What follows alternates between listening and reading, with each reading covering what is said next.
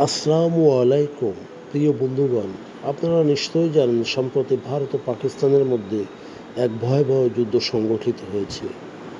সম্প্রতি ইন্দোনেশিয়ার রাজধানী জাকার্তায় ওআইসির এক বিশেষ সম্মেলনে ভারতীয় অধিকৃত কাশ্মীর পরিদর্শনে যাওয়ার জন্য ভারতের কাছে এক অনুরোধপত্র পাঠিয়েছে।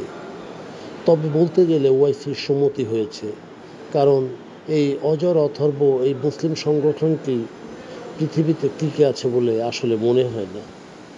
সম্প্রতি ওআইসির সদস্য রাষ্ট্রগুলির সংসদীয় ইউনিয়ন ইন্দোনেশিয়ার জাকার্তায় সাম্প্রতিক সম্মেলনে ভারতকে অনুরোধ করেছে যেন তারা ভারতীয় অধিকৃত কাশ্মীরে মানবাধিকার পরিস্থিতি যাচাইয়ের জন্য তাদের একটি মিশন পাঠানোর অনুমতি দেয়।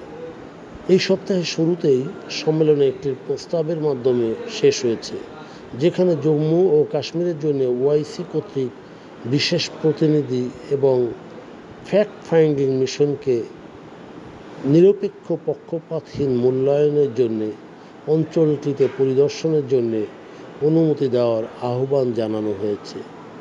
লক্ষ লক্ষ অকাশ্মীরিদের আবাসিক ছাড়পত্র প্রদান ও ভূমি মালিকানা আইন সংশোধনের বিষয়টিও তাদের গুরুত্ব দিতে দেখা যায়। শুধু তাই নয়, অন্য অঞ্চলের জনসংখ্যা, বিশেষ করে কাশ্মীর অঞ্চলে যে জনসংখ্যা কাঠামোর পরিবর্তন প্রক্রিয়া ভারত চালিয়ে যাচ্ছে, সেটি থেকে বিরত থাকার আহ্বান জানানো হয়।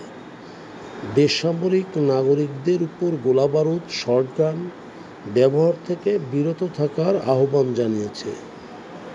ভারত সামরিক অবরোধ তুলে নিয়ে কাশ্মীরিদের বিষয়ে নিরাপত্তা পরিষদের গৃহীত প্রস্তাব পালনের যেন চেষ্টা করে সেটির অনুরোধ করা হয়।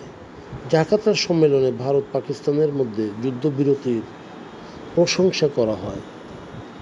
বন্ধুগণ, যদি আমাদের এই তথ্য গল্প আপনার ভালো লাগে তাহলে লাইক এবং শেয়ার দিন, এবং আজ আমাদের সঙ্গে থাকার জন্য ধন্যবাদ। আমাদের ফলো করুন এবং সাবস্ক্রাইব করুন।